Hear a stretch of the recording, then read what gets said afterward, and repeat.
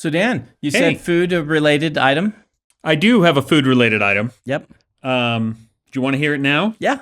I don't see why we wouldn't talk about it There's first. nothing else you want to talk about Nothing first? else. Okay. Nothing else going on. Nothing else going on. Okay. So this was very exciting. Yes. This is one of those things that I kind of mentally categorize as the stupidest news I've ever heard. Okay. It's in the running. It's not, but it's in that category of this is Right. This is here because people are dumb. Top 1% of stupid news stories. Maybe not making the Yeah. top 10, but So this is not a food heist, though Okay. it is a food crime. we have expanded on how we define it. our interests into all food-related crime of any Yeah, sorts. we've done some brand extension. Yes, yes. So I do that every time I eat a bag of chips. there is a TikTok trend. Uh-huh. So this is already dumb, where people take scoops of ice cream and wrap fruit roll-ups around them and then freeze them. Okay. And honestly, that sounds delicious, right? Sounds too much sugar for me, but I can understand how someone would enjoy it. Too much sugar, too much dairy. I would not eat it. But kids these days, Kids these they're days going to love it. like things that taste good. And they Imagine do that. love it. They love it so much that in many countries, including, for this purposes of this story, Israel, have a massive nationwide fruit roll-up shortage. Ooh. And so there was a guy, an American dude, who was caught entering Israel with 650 pounds of fruit roll-ups in his luggage. Okay.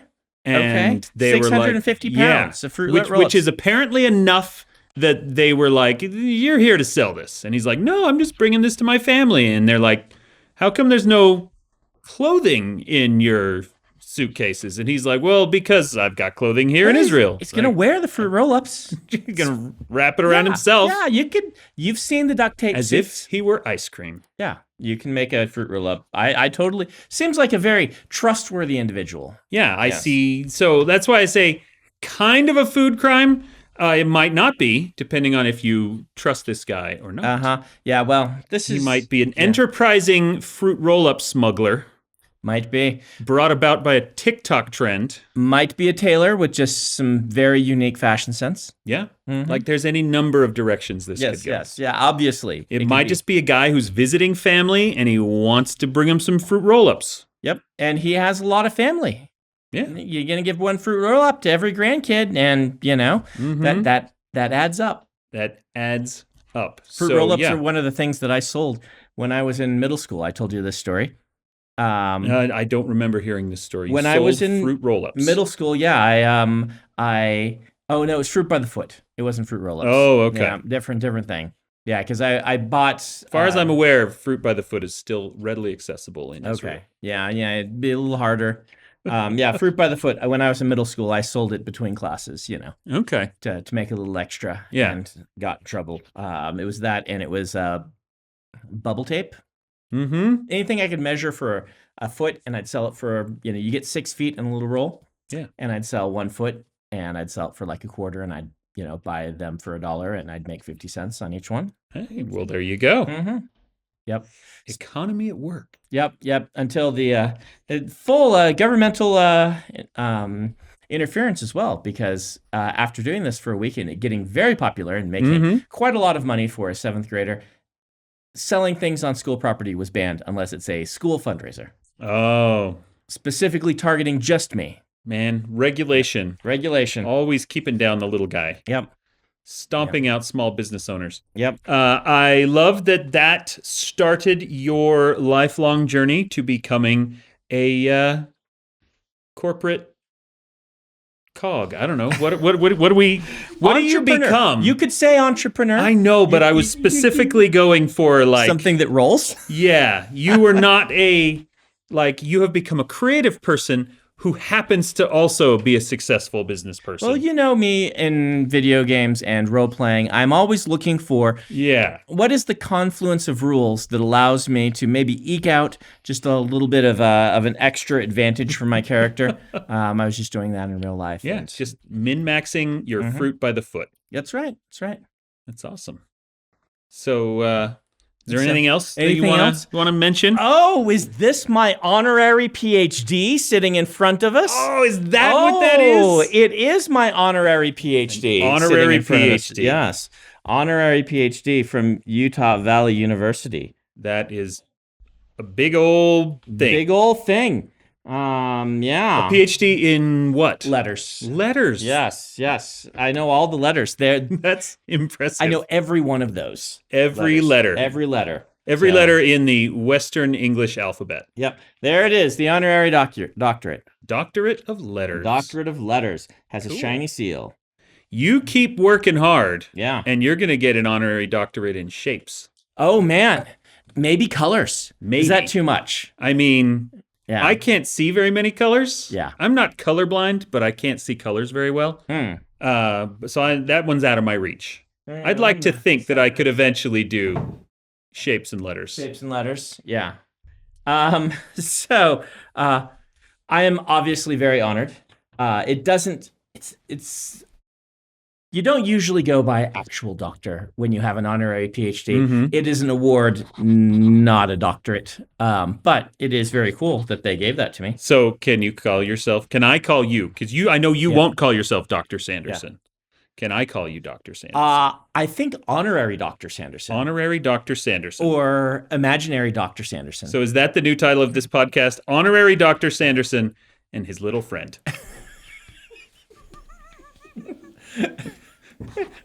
Yeah. And the guy on his coattails.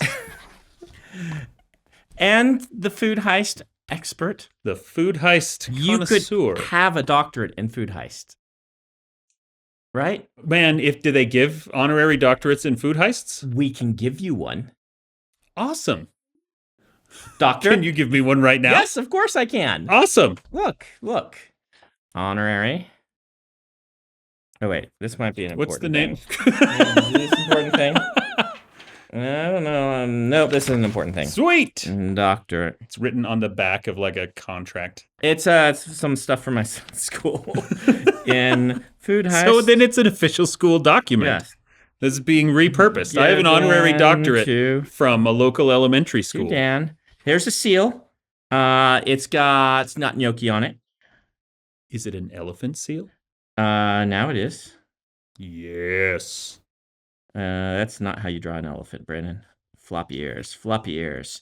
So, there. It's an elephant with gnocchi tattooed on their face. Given to Dan Wells. Congrats. All right. And I sign it. So, there you go. Oh, thank you very much. Mm-hmm. My honorary doctorate. In food heists? In food heists. I'm not trying to make light of the great distinction that they have given me. Yes, we should definitely make clear that is a great honor. It is. You gave the commencement speech yesterday. Utah Valley University. Fantastic university. And I was peripherally involved in that as well. They filmed me. They did. Saying nice things about you. You said very nice things about me, which I appreciate, which was broadcast to 5,000 students sitting there who were hoping to get on with it and that the speeches would end quickly. Yeah. Though they were all very nice. Speaking of science fiction commencement speakers, do you know who spoke at my wife's college graduation? All right. Science fiction. Salt Lake. BYU. Science fiction. 1999. Is it Scott? It was Madeline L'Engle. Oh, really? Yeah. Whoa. Now that's cool. One of my favorite authors spoke at my wife's graduation, and one of her favorite professional educator people spoke at my graduation. We got the lines crossed. I can't even remember his name because I'm not an education major. Yeah. She absolutely nerded out over it because she was an education major. So. Did they give Madeline L'Engle an honorary doctorate? Was she already a doctor? I assume she already is a doctor. I don't think every commencement speaker gets an honorary doctorate. That is a special distinction given only to the finest purveyors of quality commencement speeches. They can actually watch it. It's they recorded it. It's on YouTube somewhere. Yeah, we might stick it on my channel. I can't remember what the discussion was, but they did record it, and I saw it on the Brandon Sanderson subreddit posted. So here's my very important question about your commencement speech, because I, being the very good friend that I am, did not actually go and listen to your commencement speech. Obviously, I didn't go to my own commencement, so I understand. My parents came to this one because it's the closest they got to getting me to watch me. To see you. Yes. Okay. So you sent the commencement speech to several of us. Yes. To get feedback. Yeah. And I could not get my email program to send it in a response to the thread, so I sent it separately. Yes. Did you actually get it? I did. Okay. You made several of the same comments that Peter did, and I assumed that Peter was going to catch everything of those tweaks that you suggested. Yay! When you sent it, you specifically said that you thought it was in pretty good shape already, but you just want to make sure that you didn't accidentally say something that you shouldn't say. And something insensitive. My intention, as I went through it, was to mark on the sidelines and comments, this would be a really good place to insert an off-color joke. And that would be the only comment that I was going to make. And then it was like a really good speech, and I didn't make any jokes about it. See colors very well. You just expressed this. So I don't know how you would even know what is off-color. That is why you do not have your PhD in colors. I know. Yeah. Because I don't know what's an off-color and what's an on-color. Yep. Yeah. So... Well, it was really nice. Yeah, I enjoyed it. The UVU is a great school. I recommend that everyone look into it. They have a fantastic president. President Tuminez is really cool, and I enjoyed seeing her and her family. And they actually gave us a gift, which we're going to show on the podcast next week. Ooh! So I am excited, and you can anticipate that because they are listeners of the podcast. That's amazing. Yes. Then we should be even more complimentary than we already are. No, genuinely, and without... Now that we've just said that this is fake, this is not fake. I love UVU. It is not a real PhD. It is a real award. Yes. Right? And a very... I mean, my praise of this school is not fake. UVU has absolutely exploded. It is the largest student body in the state, which is saying a lot because we have two other really incredible, huge schools and a bunch of other smaller schools. The one thing UVU does that I like a lot is you are more likely there than at our other universities in the area to have a teacher who has been a professional in their field rather than merely an academic. And merely is an insulting word to use, and I apologize because academia is in itself incredibly useful and awesome. But I think that there's a nice balance to be set, and UVU does a really good job of that. Yeah, both. I would say our careers were partially made by BYU bringing in a writer who was a professional writer. And it's the only class I took my entire career at university from someone who there was one other. There was there was one YA author. I'm trying to remember her name. My name is Susan. The 5 is silent. I don't know. Look up who that is. My name is Susan. The 5 is silent. She's a great teacher. She retired right after I took her class, and she said it's because I had just sold a book. It was in my grad school. She's like, why am I not spending all of my time writing more of my books? And so she retired from teaching so she could write more books. Okay. Yeah. She's like, I have passed the torch to you. Yes. But so I did take one during my grad student who wrote YA in middle grade. But during my undergraduate, the only class I took was Dave's, and it was foundational. Part of my speech was about how relevant that practical advice is. And I do think that that's something we could stand to have a little bit more of, particularly in creative writing and other academic programs. And indeed, I think BYU agrees because several of their hires after our generation there were people who had careers in publishing. Yeah. So they I think also agreed and made that happen. Yeah. Did you find it? Louise Plummer. Louise Plummer. Oh, Louise I know Plummer. her. Yep. Okay. That's fantastic. I can't remember the other important thing I was going to say. Well, I'm sure it will come up. You really good. You I do have an honorary doctorate yes. in food heist science. Yes. Speaking of which, do you want to hear another food? This isn't even a food crime, as far as I know. Is this the food oddity we mentioned before? This is a food oddity. I want to. Yes, tell everyone. You mentioned the title to me, or I mentioned but I don't know anything about it. You mentioned this to me and was like, "Hey, did you hear about this?" And I have, because several people have sent it to me. A few days ago in New Jersey, several hundred, if not several thousand, pounds of pasta were found dumped in a river. In a river, that's what it was, huh? It was dumped in a river. Yeah, because I remember I glanced at the headline and said, "Have you heard of this?" And you're like, "Oh yes, oh yeah." Brandon, I am a PhD candidate in. I take this very seriously. Yeah. I do study in my field as much as I possibly can. Yeah. The kind of local mayor of whatever New Jersey town this was. I read an article where they interviewed her, and it was mostly just pasta puns. It was not filled with like actionable intel, but it was entertaining nonetheless. The main question that remains, aside from who did this, where did it come from, they didn't actually know for sure if it had been boiled first and then dumped, or if it had just hydrated naturally in the river.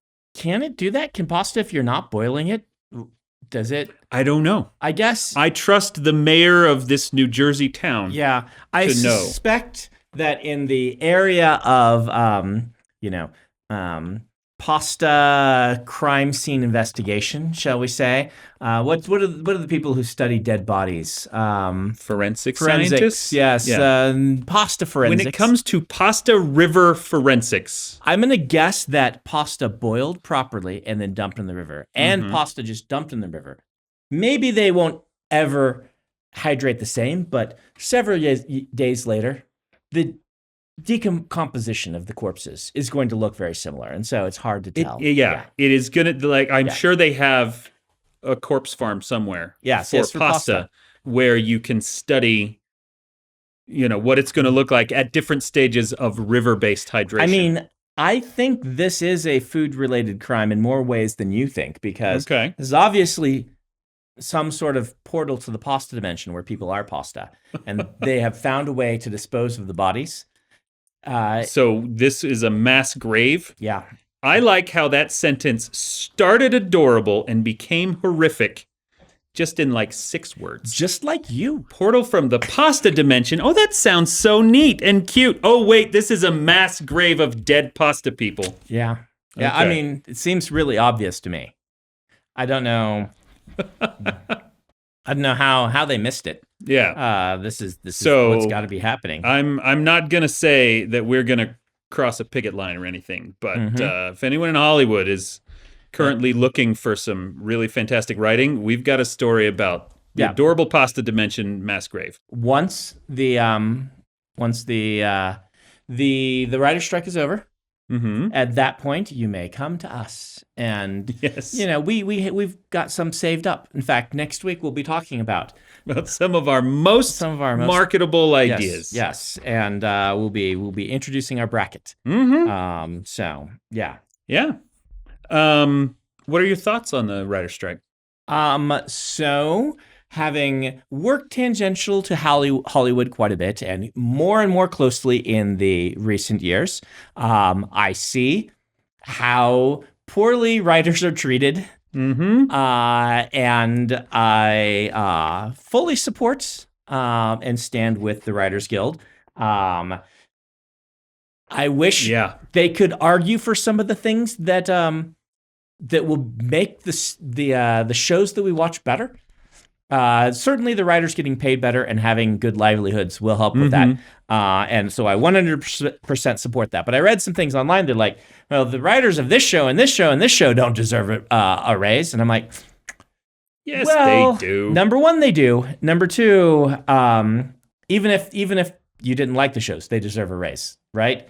It is very hard to write these sorts of things. Number two, the more I get involved in Hollywood, the less I blame the writers. How about that? The more the system itself and certain other individuals are to blame for each and every experience I've seen where the narrative doesn't come together. It's a fundamental, I mean, we're laughing. It's a fundamental problem in Hollywood, not respecting the importance of the narrative. Yeah. Putting it so low down that you don't end up with a good one. I have recommended this before, but if you are following news of the writer's strike and you are all interested in what that process looks like, please go watch a movie called The TV Set with David Duchovny, Sigourney Weaver.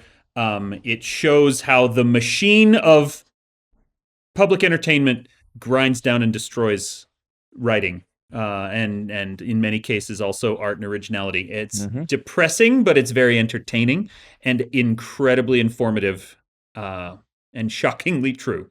I wish we didn't need some of the strict rules the Writers Guild has had to put into place in order to protect its members. I understand why they're there, and it's not their fault that they have to be there. But there are a bunch of rules that are a little frustrating. Yeah. But blaming the Writers Guild for these rules is putting the blame in the wrong place. Yeah. They should not need to have to have the rules. The thing is, writers in Hollywood, writers who work with the WGA, over the last 10 years, while most wages have remained stagnant, which is already a problem, Hollywood writing wages have actually decreased by almost 23%. Yeah, and a lot of that is due to the fact that everything's moved to streaming. And they're finding certain ways. So in the past, what would happen is you would write a show. The show would be successful. They would go put it into syndication. It would run in syndication. And a lot of the good money you made as a writer was when your show was in syndication and the episodes you'd worked on played, everyone would, money would flow through. We pay for that syndication. So advertisers pay to advertise in that syndicated show. Then a chunk of that goes to whoever made the show, and that gets split up among the people who were involved in making the show. Problem is now, in streaming, that doesn't happen. You get a chunk of money up front, and then they continue to play the show forever, and the residual question becomes a big what's happening? Yeah. Where's the money? And if you're not going to make residuals, well, then you should make more up front, because a lot of the ways that they make sure writers are paid is through these residuals. And so it is definitely important things they are fighting for. Yeah. Well, and this is a broader issue as well. This came to light last year, I think, or the year before. Was the same thing happened to Scarlett Johansson because of the contract she had for the Black Widow movie. Yeah. She lost several $1 million because it was released as a streaming feature rather than a feature in theaters. And that same thing is happening to everybody. And if they'll do it to Scarlett Johansson, imagine what they're doing to some no-name schlub who sits in a writer's room. Yep. So, yeah.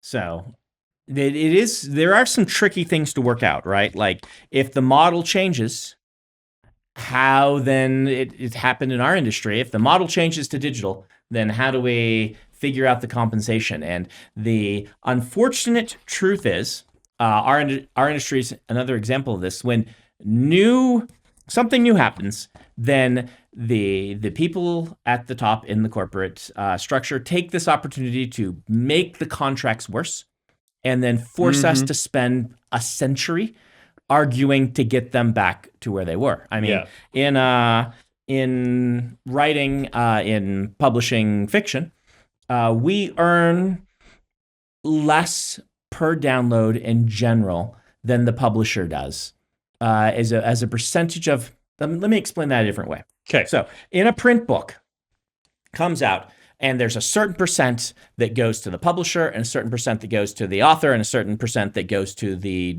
retailer and things like that. When we move to digital, the publishers are saying, oh, the world's going to end. Everyone's going to get a worse deal. We're sorry, these books are so cheap. And they cut deals with everybody. And then when we actually ran the numbers, the amount they made goes up, and the amount we made went down. And in fact, there's more money to play with with a digital download because of that. And things like that. Every time a new I don't know even what to call it, a new technology, disruption in the industry happens. I think these are generally good things overall. I'm glad that digital exists. It's so much easier for a lot of readers. We want to be serving the readers, and so we say yes to these contracts. But of course, then we have to spend years clawing back to recover the lost ground that happens every time this happens. And it's happening with the WGA right now, and I wish them the best. I've got friends, Margaret Dunlap, who you and I both podcasted with extensively on writing excuses. She's a writer. She's working on some big shows, and she's picketing right now. All the support there. Yeah. Do you think, I am curious, do you think that a WGA type organization could work for publishing? So I've thought about this a lot. I wish one could. I'm not convinced that one can. Yeah. There's a couple of reasons for this. So it's changing a little recently, but until recently, and even still kind of, to work in film and television, you basically need to be in LA part of the year, right? Yeah. That's just how it is, how that industry is. New York, very few as a percentage of writers live in New York, where publishing is. And why is this relevant? Well, one of the big important things that a guild like this can offer is healthcare. And the way that American healthcare, we do not have time to go into all the ways it is broken. Yeah. But one of the things about it is you need to negotiate directly for states, sometimes for city and county, because of all the rules and regulations. So the WGA can be like, here is our healthcare. We've negotiated it with this specific place, and 90% of our members live in this area, and so it can work. And say, take Science Fiction Writers Association of America, they really tried this. They tried it for years, but like everything changes so fast in healthcare. Like you get a deal negotiated for Utah, there's 3 authors on it, and then suddenly the rules change and the deal needs to be negotiated, or company goes under, and you just can't keep up on it, particularly for the small number of people that would end up using it. Plus, you can't get those giant group plans when it's 3 people. And so that's only one small example of the sorts of things that make it hard.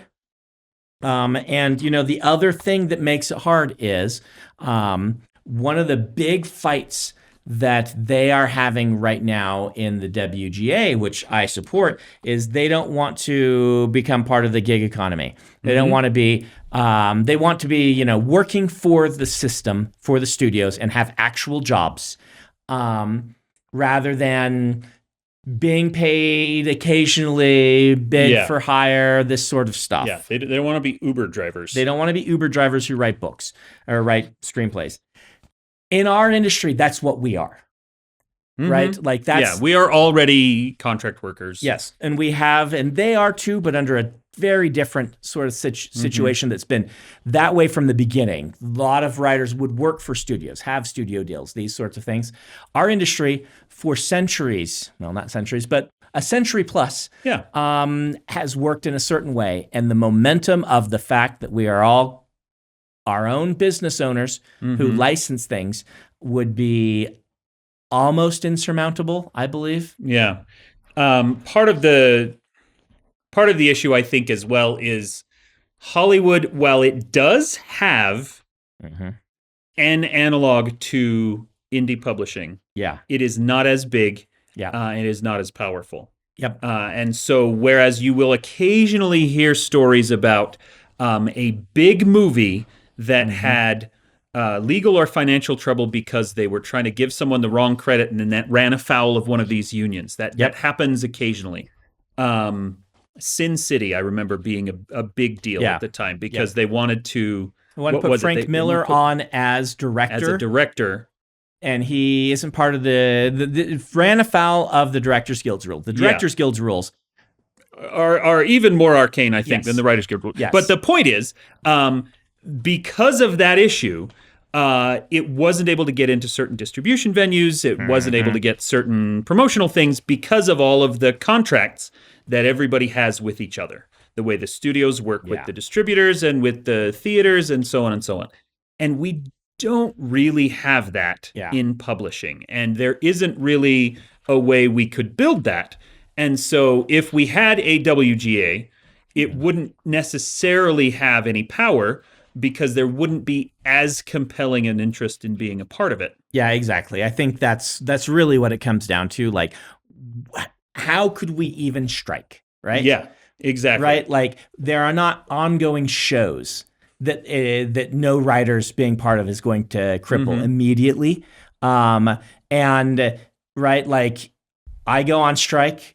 What? I'm not going to write for this time. Like, then what happens?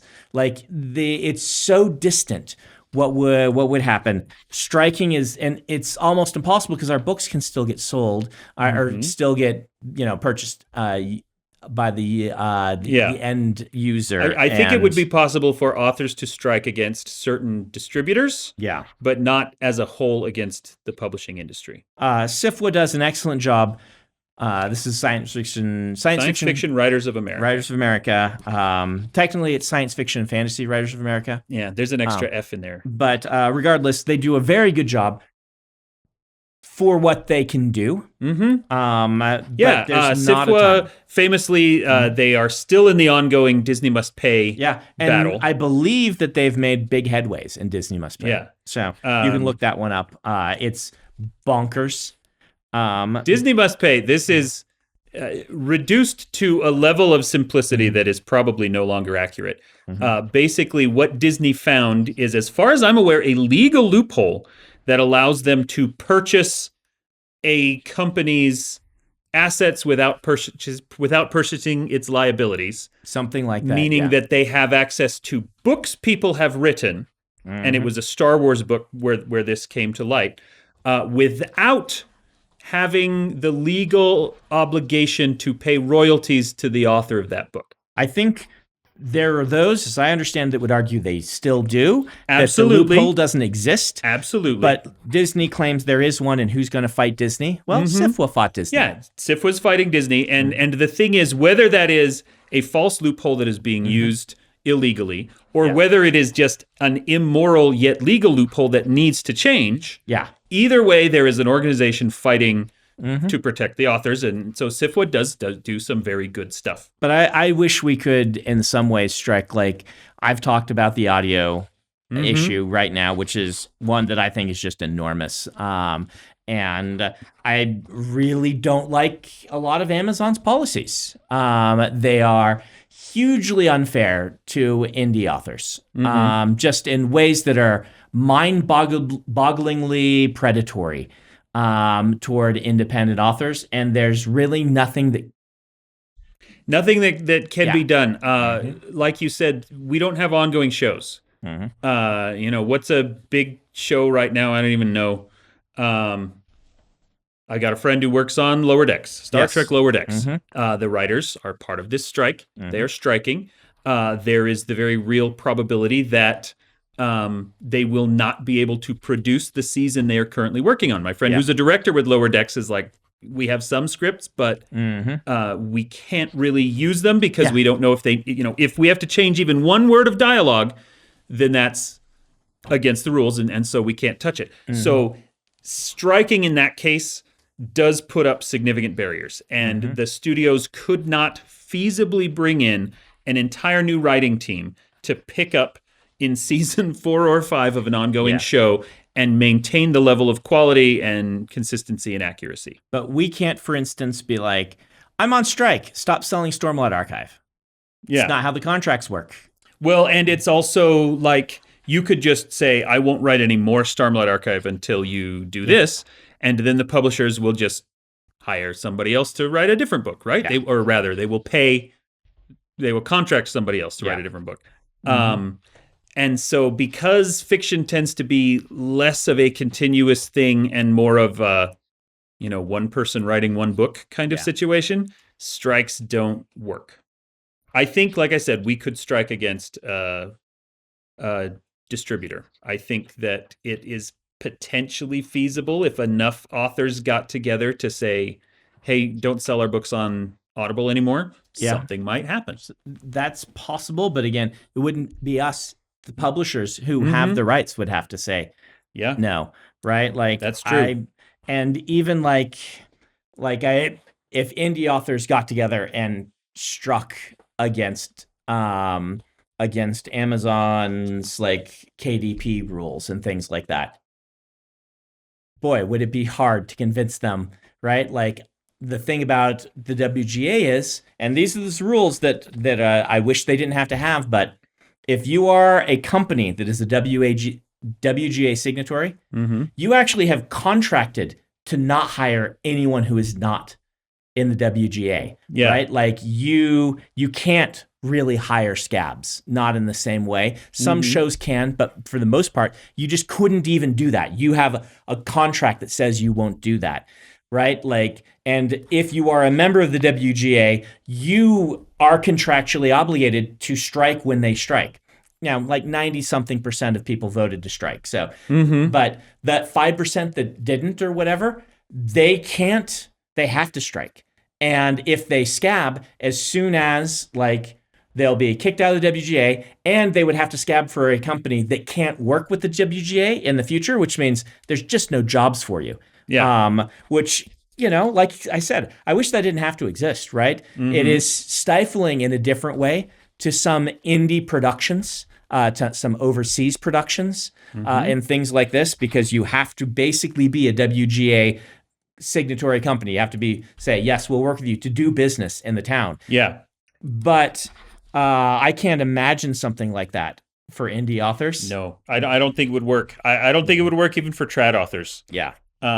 We are such a, like you said, we're already kind of gig economy contractors, scratching and clawing for every crumb we can get. One of the things I've heard, and I am not enough of a Hollywood insider to know if this is true, is that while this is a strike that has been forced, pretty much everyone in the industry wants it at every level. Like, it is a necessary market correction, and they are using this strike as an excuse to make it happen and maybe save some face or something, rather than just... that's the hope from what I've heard from a lot of people, right? Like, unlike the 2008 strike, which I wasn't as connected with Hollywood nearly, like, I barely even sold anything. But you heard kind of a lot of, you heard different rhetoric. And this time, all the insiders I know, even the people that this is affecting, are like, this is coming. We're just gonna have to deal with this. It's probably right that, it just needs to. So I don't know what they're fighting over, why they're holding on, why they forced it to go to strike. But I guess maybe saving face. There is the whole AI issue, which I think is a tricky one, because the WGA wants to say no using AI to replace writers, which, if I were the people in charge of the studios, I don't know that I could agree with, because we don't know where AI will go. And if it becomes like industry standard in other parts of the world, suddenly, I don't know. I don't know. Is it going to hurt our industry to have artisanal handmade scripts compared to, say, Bollywood or Hong Kong? If they embrace AI scripts in a way that becomes incredibly successful and I do not think I don't know. Handwritten scripts are going anywhere. We've talked a lot about AI, not in the near or mid-distant future. But I also don't know that I could sign saying, we won't use this technology that is a brand new emerging technology that is really, but I don't think that's a main point. I think it's one that a lot of people... I think it's a side thing. It's worth pointing out, since we did our AI episodes a few months ago, the technology continues to progress, and our understanding of its current capabilities has changed.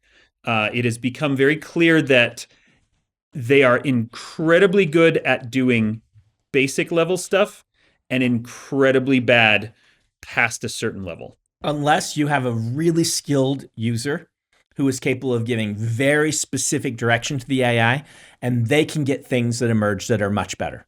Mm-hmm. And so there's a really good argument for, yes, I created this art.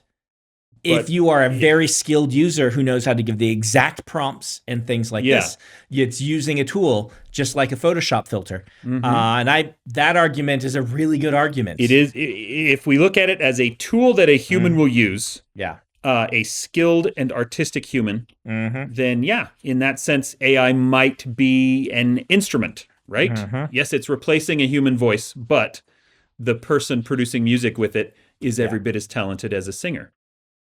So, Dr. Wells. Dr. Sanderson. Yes. Honorary Dr. Wells. Honorary Dr. Sanderson. Slightly less honorary Dr. Sanderson. It is a pleasure having done this podcast with you. Yes. This is us signing off for our beginning our year 2 finale. Right? This is like our last normal episode. This is our last normal one. Yep. Next one will be the year 2 finale. The year 2 finale, where we go over our brackets. Mm-hmm. And then will we next week have something they can vote on, or do we just go over the brackets in the week after? I don't know exactly how that's going to work out. Okay. So you have to tune in next week and find out. Okay. And then the week after that, when we start year 3, now that we're both honorary doctors, we're going to do this podcast exclusively in tuxedos and monocles and top hats. That's right. Just like real academics. How's that, Ben?